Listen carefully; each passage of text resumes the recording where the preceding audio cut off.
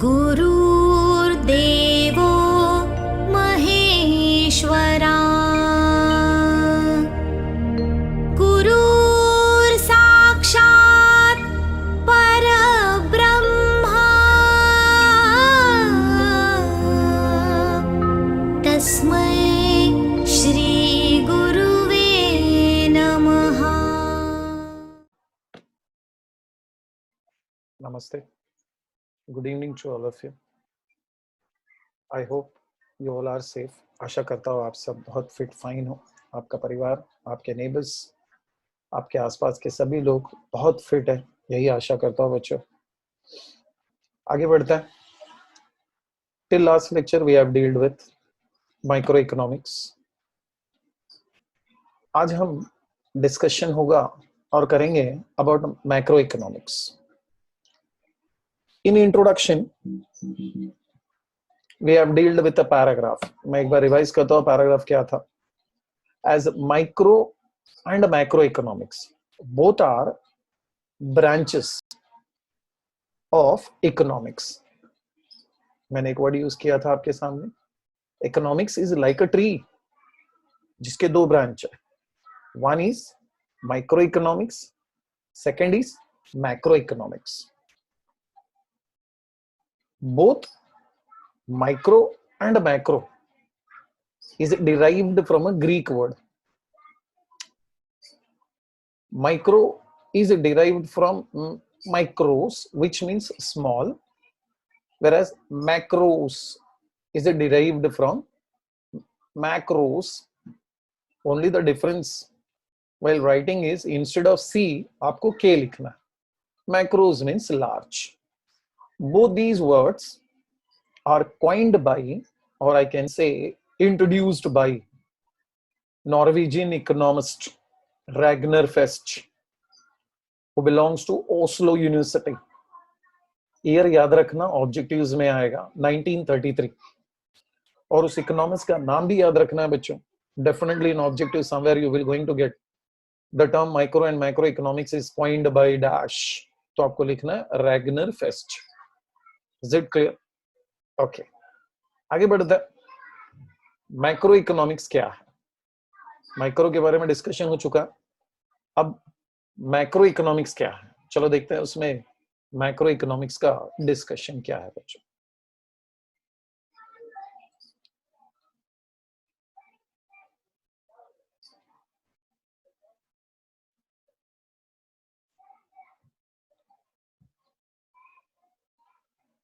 Macroeconomics is a branch of economics which analyzes the entire economy. जैसे मैंने कहा, सिर्फ पूरे जंगल से सिर्फ एक ट्री के बारे में डील करना है तो वो माइक्रो इकोनॉमिक्स. लेकिन पूरे फॉरेस्ट के बारे में डील करना चाहते हो तो that is macro economics. It deals with, थोड़े वर्ड पे ध्यान देना, ये लाइंस आपको बहुत जगह काम आएंगे लिखने के लिए. Total employment, national income. Employment किसी इंडिविजुअल का नहीं, टोटल एम्प्लॉयमेंट. इंडिविजुअल इनकम नहीं, नेशनल इनकम. इंडिविजुअल आउटपुट नहीं, नेशनल आउटपुट. इंडिविजुअल इन्वेस्टमेंट नहीं, टोटल इन्वेस्टमेंट. इंडिविजुअल कंजम्पशन नहीं, टोटल कंजम्पशन. इंडिविजुअल का सेविंग नहीं देखना, total savings. Individual price level नहीं देखना, जनरल प्राइस लेवल देखना. Interest rates, inflation, trade cycles. Trade cycles means recession, inflation, ups and downs in business, उसको trade cycles कहते हैं. Business fluctuations etcetera. ये सभी वर्ड्स आपको याद रखने. बहुत जगह फीचर्स लिखते वक्त, even while writing give reasons, true और फॉल्स विद रीजंस, ये लाइंस आपको, ये एग्जांपल्स आपको बार बार लिखना रहेगा कि मैक्रो इकोनॉमिक्स में कौन सी चीजों का या कौन से सब्जेक्ट मैटर का स्टडी होता है? एग्जाम्पल्स फिर से रीड करता हूं आपके सामने। Total employment, national income, national output, total investment, total consumption, total saving, general price level, interest rates, inflations, trade cycles, business fluctuations. These are subject matters. I can say these are topics which we're going to discuss in macroeconomics. इसीलिए तो इसको कहते हैं कि macroeconomics is the study of aggregates. आपने वहां पर सब इंडिविजुअल स्टडी किया, यहाँ पर आप सब एग्रीगेट देखोगे। अगर वहां पर सिर्फ डिमांड पढ़ते हो तो यहाँ पर एग्रीगेट डिमांड पढ़ोगे, वहां पर सिर्फ सप्लाई पढ़ते हो तो यहाँ पर एग्रीगेट सप्लाई पढ़ोगे। सर वहां पर हमने सिर्फ इनकम देखा तो यहाँ पर नेशनल इनकम देखोगे, आपने सिर्फ सेविंग देखा तो टोटल सेविंग देखोगे। Aggregate word, total word, national word, ये हमेशा अटैच रहेगा with macro economics. Definition of macro economics, definition की तरफ चलते हैं बच्चों। डेफिनेशन क्या बोलता है? J.L. Hansen says, J.L. Hansen, आपने कुछ डेफिनेशंस माइक्रो और मैक्रो के 11th स्टैंडर्ड में भी देखे, बट 12th में जो डेफिनेशन दिया आपको बोर्ड के एग्जाम में वही डेफिनेशंस लिखने। This definition is given by J.L. Hansen। Hansen क्या बोलता है देखता है। Macroeconomics is that branch of economics, ये भाई ने भी वही बोल दिया कि माइक्रो इकोनॉमिक्स ब्रांच है इकोनॉमिक्स का, विच कंसिडर्स, मैक्रो इकोनॉमिक क्या कंसिडर करता है? तो जवाब है relationship between large aggregates, individual नहीं, एक यूनिट नहीं, relationship between large aggregates such as, जैसे volume of employment, total amount of savings, investments, national income, etc. I hope you all of you know कि definition में कोई भी word, कोई भी sentence अपने हिसाब से यहां वहां नहीं करोगे। This line is given by J.L. Hansen।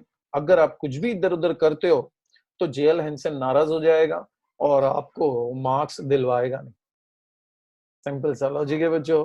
Definition जिसने दिया उसका लाइन जैसा है वैसा चाहिए, वर्ड टू वर्ड, कोई भी एग्जांपल इधर उधर भी नहीं होना चाहिए।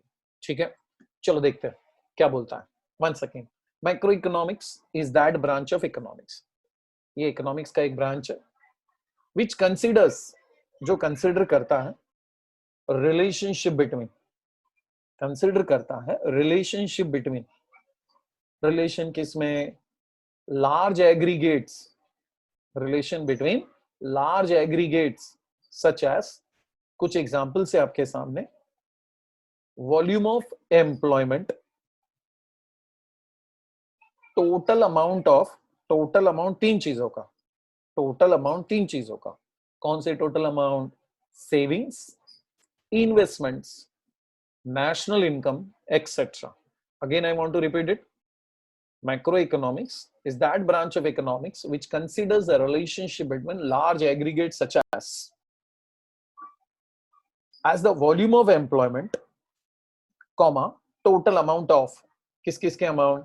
Saving, investment, income, national income, etc. Okay, इस definition को अपने नोटबुक में 5 टाइम्स लिखना, 5 टाइम्स। हाँ, ईमानदारी बरतो बच्चों, मैं आपको देख नहीं रहा कि आप जो स्टडी करने को बोला वो कर रहे हो या नहीं कर रहे हो, पॉइंट्स बाय हार्ट किए हो या नहीं किए हो, but I hope you all are sincere students. जो बोल रहा हो वो फॉलो करोगे, because this will going to be helpful to you only. Okay, तो therefore this definition repeat it for 5 times in your notebook और इसको बाय हार्ट करके रखो। ठीक है, बहुत काम आएगा while writing distinguish between or any question which is related to macroeconomics. You can use this line to explain your answer. Okay, chalo, let's move towards second definition. What second definition says?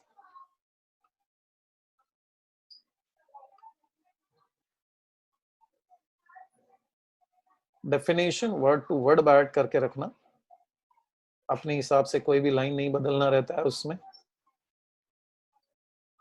Okay, let's move towards second definition. काफी छोटा definition, but दोनों definition आपको exam में लिखना है. इस बात से खुशी नहीं होना चाहिए, हाँ सर 2 डेफिनेशन है, कोई भी एक लिखा चलेगा क्या, ओ छोटा दिख रहा है लिख देंगे, ऐसा नहीं करने का. As far as possible present yourself, अपने आप को प्रेजेंट करने के लिए जो टफ है, जिसमें थोड़ा मेहनत लगता है, वो काम जरूर करना. तो डेफिनेशन दोनों बैड करके रखो. कार्ल शापिरो, स्पेलिंग पे ध्यान देना, SHAPIRO, Carl Shapiro. Definition says macroeconomics deals with functioning of the economy as a whole. बहुत ही सिंपल सा लाइन है. हम लोग क्या पढ़ेंगे इसमें, हमारा इकोनॉमी कैसे फंक्शन करता है, but not at individual level, as a whole. As a whole मतलब एग्रीगेट. बहुत सिंपल सा लाइन है. Macro economics deals with functioning of economy as a whole. इन 2 लाइन का है बच्चों, इसको भी 5 बार लिख लेना, बाय हार्ट कर लेना. ये वर्ड याद रखना. इसमें उन्होंने बोला है डील्स विद फंक्शनिंग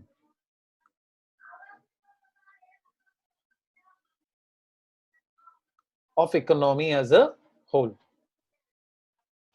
कोई भी लाइन इधर उधर नहीं करना है, कोई भी वर्ड इधर उधर नहीं करना है आपको. ओके, चल now let's move towards features of macro economics. Macro economics के फीचर्स देख लेते हैं क्या. अगर माइक्रो का फीचर्स अच्छे से समझ में आया तो मैक्रो के फीचर्स भी क्लियर हो जाएंगे.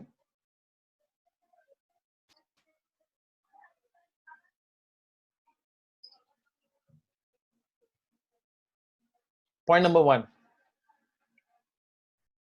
एक 2-3 पॉइंट आपको ना ऐसे वाइस वर्सा टाइप दिखाई देंगे, यानी वहां के अपोजिट वर्ड. अगर आप याद करते हो तो first point of micro economics was study of individual units. Micro economics का बोल रहा हूं. पहला फीचर क्या था, स्टडी ऑफ इंडिविजुअल यूनिट्स. यहां पर देखो क्या है, यहां पर देखो क्या है, यहां पर लिखा है study of aggregates. Individual unit नहीं, वो तो माइक्रो में होता है. माइक्रो में एग्रीगेट स्टडी करना पड़ता है. Aggregate means total. टोटल किसका, जो मीनिंग में पढ़ा है ना, आपको वो एग्जांपल्स इधर लाना है बच्चों. मैंने पहले ही बोला, even the line the word which you have seen in meaning and definition, वो आपको बहुत काम आएगा किधर भी इधर पॉइंट में लिखने के लिए. चलो देखते क्या लिखा. बोलता है micro economic deals with the study of economy as a whole. Sir ये तो डेफिनेशन हो गया, सेकंड वाला डेफिनेशन. उसके बाद it is concerned with aggregate concepts. It is concerned with aggregate concepts, individual वाले नहीं. सच एज, हमने मीनिंग में जो देखा उसके कुछ एग्जांपल्स आ रहे हैं.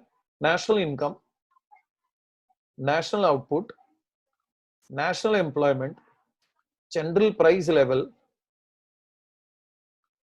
Business cycle, etcetera. मुझे नहीं लगता इसको समझने में कुछ आपको तकलीफ होगी, इजीली लिख पाओगे. First point is study of aggregates. Okay, अब आगे बढ़ता है. Point number 2, income theory.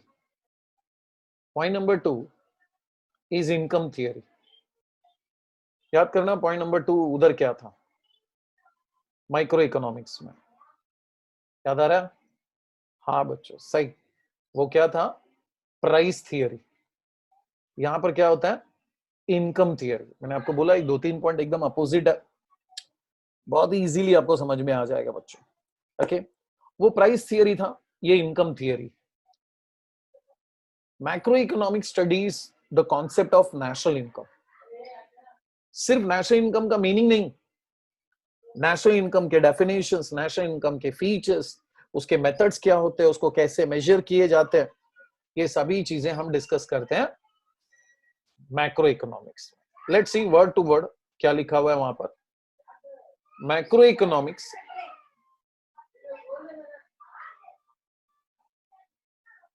studies the concept of national income। आगे लिखा है it's different elements.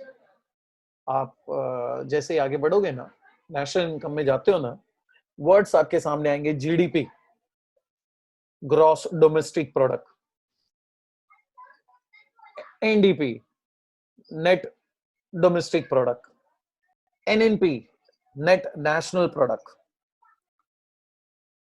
Personal income, disposable income. ये GDP, GNP, these words are commonly, these are elements or I can say these are tools in national income। तो ये elements in national income के जो हम लोग मैक्रो इकोनॉमिक्स में पढ़ेंगे बच्चों। आगे देखते हैं मेथड्स ऑफ मेजरमेंट, यानी नेशनल इनकम को मेजर कैसे किए जाते हैं, उसके कुछ पॉइंट्स हैं नेशनल इनकम को मेजर करने के। Income method, output method, expenditure method, ये जो वर्ड्स मैं बोल रहा हूं भले याद नहीं रहेगा चलेगा, जब हम उस टॉपिक में डिटेल में जाएंगे तो आपको समझ में आएगा। एंड देन सोशल अकाउंटिंग, ये जो लाइंस पढ़ रहे हैं ना, these are theories which will going to deal in macro economics which are related with income. Macro economics studies the concept of national income, its different elements, उसके measurement कैसे होते हैं और उसके अकाउंटिंग कैसे होते हैं।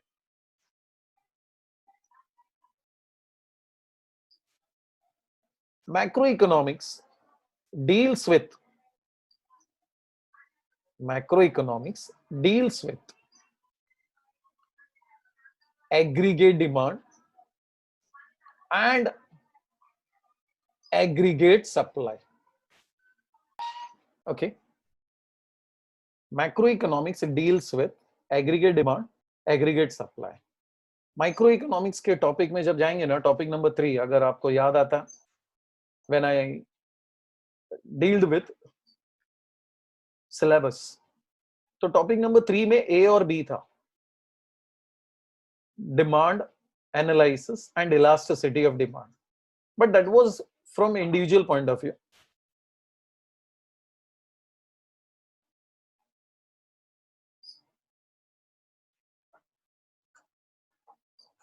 वैसे ही सप्लाई भी होता है, सप्लाई एनालिसिस, लेकिन यहां पर हम लोग पढ़ेंगे aggregate demand and aggregate supply.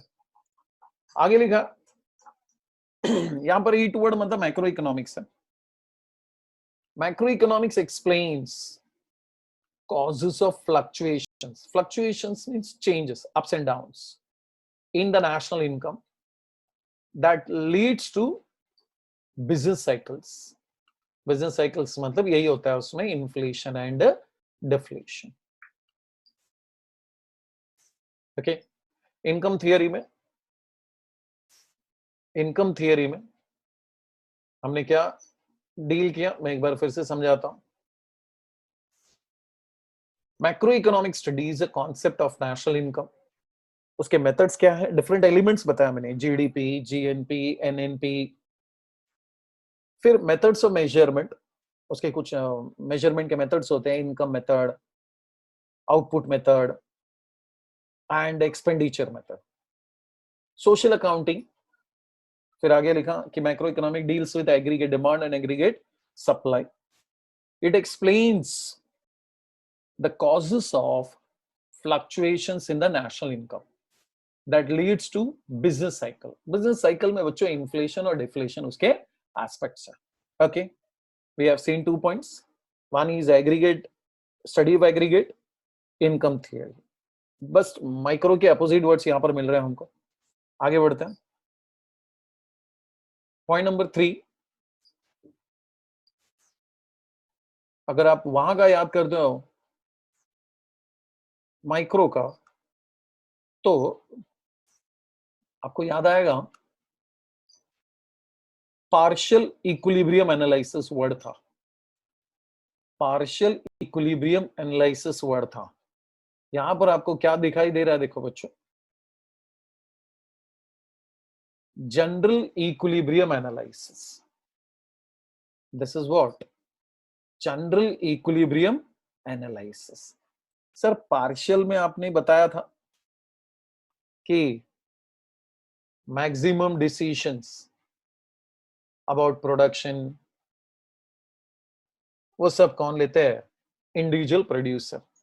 Consumer को कितना परचेज करना है, consumer himself used to decide, but वो सब study from individual point of view था। In macro economics will going to observe that study will going to be equilibrium. तो देखना ही है आपको, इक्विलिब्रियम देखना, इसका मतलब आप दो फैक्टर को, दो एलिमेंट्स को कंपेयर करोगे तो ही मालूम पड़ेगा इक्विलिब्रियम आपको। लेकिन ये इक्विलिब्रियम पार्शियल लेवल पर नहीं होगा, ये इक्विलिब्रियम जनरल लेवल पर होगा। चलो देखते क्या लिखा है। Macro economics deals with the behaviour of large aggregates and their functional relationship. Relationship word तो चाहिए, इक्विलिब्रियम में रिलेशनशिप वर्ड चाहिए। हम क्या पढ़ रहे हैं, लार्ज एग्रीगेट्स पढ़ रहे हैं और उनके रिलेशनशिप्स। हाँ, जनरल इक्विलिब्रियम में क्या होता है तो बोलेगा सर हम इसमें बिहेवियर पढ़ते हैं, किसका, डिमांड हुआ, सप्लाई हुआ या प्राइस हुआ। बट ये वर्ड्स माइक्रो में भी थे, but that was from individual point of view. आगे देखना बच्चों, इन द होल इकोनॉमी ऐसा वर्ड होना चाहिए। अगर मान लो आपने एग्जाम में से इतना लिख दिया, behaviour of demand, supply and price, आगे इन द होल इकोनॉमी नहीं लिखोगे ना, तो that will not going to clear the concept. ये मैक्रो में लाइन कब पूरा होता है, जब आप बिहेवियर पढ़ रहे हो डिमांड का, आप बिहेवियर पढ़ रहे हो सप्लाई का, आप बिहेवियर पढ़ रहे हो प्राइस का। लेकिन in the whole economy, then only it will going to be considered as generally equilibrium. That's it. We have seen 3 points. Point number one, study of aggregates. Point number 1 में हमने aggregate study देखा। उसके बाद sir वहां पर price theory था, यहां पर इनकम थियरी है। पॉइंट नंबर 3 में हमने देखा general equilibrium analysis. Okay, point number 4 भी डिस्कस कर लेते हैं। बहुत सारे सेंटेंसेस आपको दिखाई देंगे बच्चों कि मैंने पहले ही बोला, जो मीनिंग में और डेफिनेशन में लाइन लिखे हो ना, उसी लाइन को हम लोग घुमा फिरा कर यहां पर लिख रहे हैं। Now let's see the concept of interdependence. 4th point is interdependence.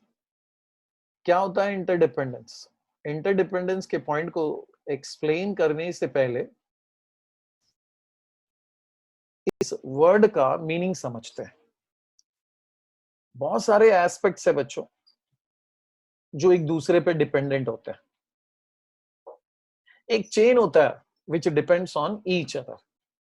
If I say, sir, during this lockdown, इस लॉकडाउन में बहुत सारे ऐसे एम्प्लॉइज है जिनका जॉब चला गया।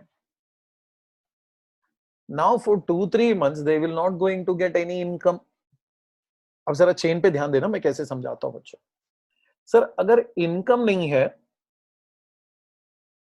तो they will not going to spend any amount on buying goods and services. यानी अगर इनकम नहीं है तो इन्वेस्टमेंट नहीं होगा।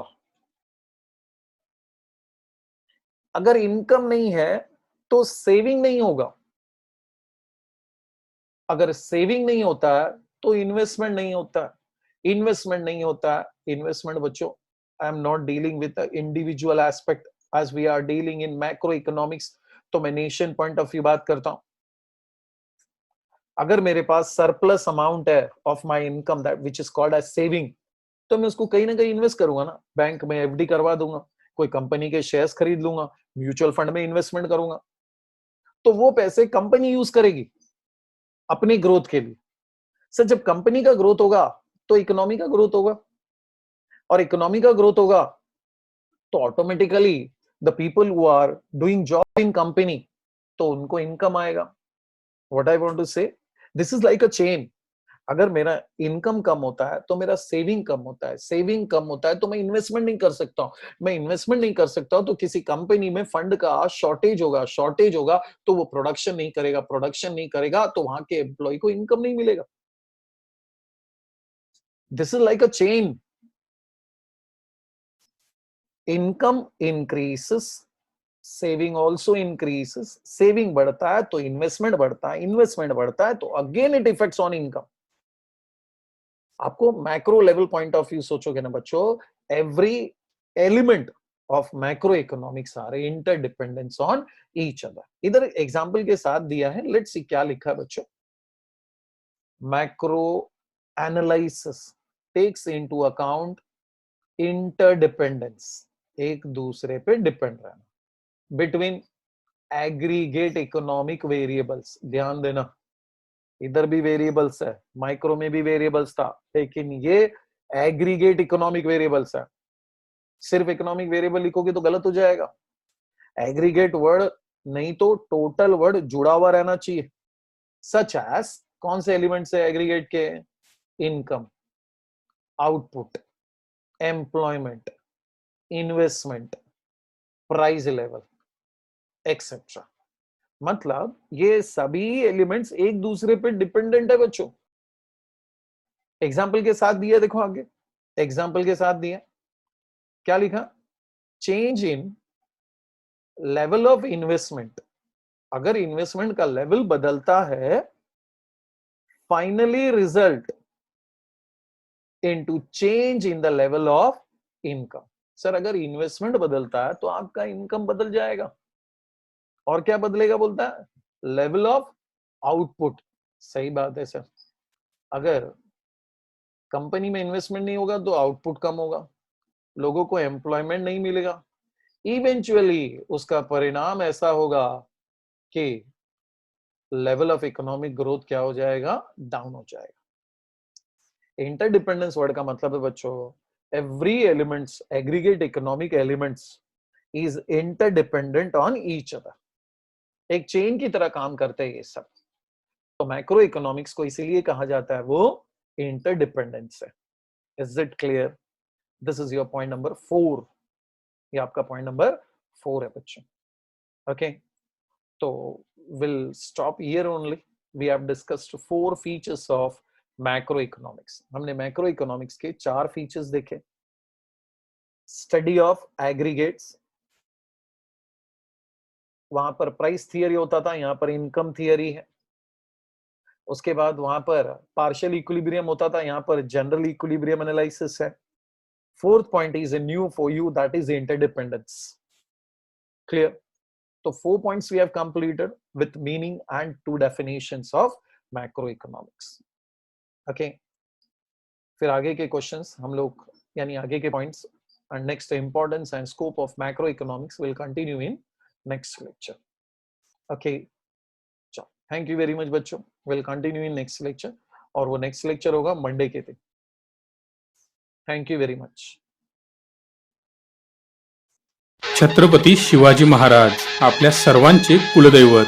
शिवाजी महाराज फक्त आपल्याला शिवजयंती दिवशीच आठवतात, अथवा राजकारण करायचे असेल तर फक्त मते मागण्यासाठी. फक्त शिवाजी महाराजांनी त्यांच्या रयतेची सेवा केली म्हणून ते चांगले नाहीत. त्यांनी स्वराज्याचे रक्षण केले म्हणून त्यांची पूजा केली जात नाही. छत्रपती हे प्रत्येक क्षेत्रातील उच्च स्थान आहेत. छत्रपती यांना मोजायचे ठरवले तर त्यांना एकच शब्द आहे, असंख्य, ज्याची मोजणी करणे अशक्य आहे. तुम्ही कोणत्याही क्षेत्रामध्ये काम करत असाल तरी चालेल, तुमच्या प्रत्येक कामामध्ये शिवरायांचे गुण, शिवरायांचे शिक्षण उपयोगात येते. म्हणूनच शिवाजी महाराजांकडून हे 3 धडे शिकलात तर जगावर राज्य कराल. सर्वात महत्त्वाचा गुण आहे जो प्रत्येकाने शिकायलाच हवा, ज्याचे नाव आहे गनिमी कावा. गनिमी कावा कसा केला जायचा याची माहिती सर्वांना असणारच. कधी हा गनिमी कावा खानाचा कोतळा काढताना दिसला तर कधी 35,000 मुघल सैनिकांशी फक्त 7,000 मराठा सैनिक लढताना दिसला.